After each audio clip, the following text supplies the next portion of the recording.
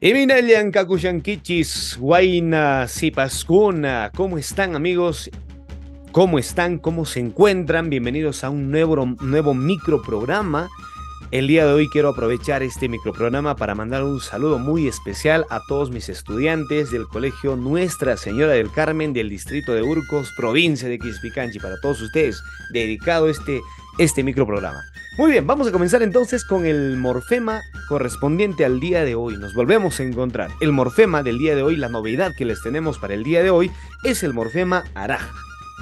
Así es, Keita Marcareguspan Keita Pamushaiku, el morfema araj, que significa todavía, aún más.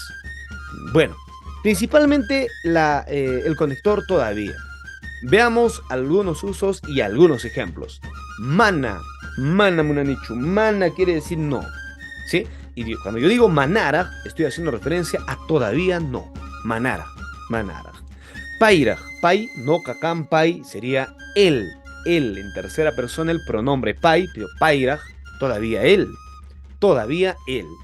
Nojaraj, noca, yo, todavía yo, no caraj, mantai, no caraj, ¿no? Si yo quiero que me sirvan primero, digo no caraj, o sea, y todavía yo.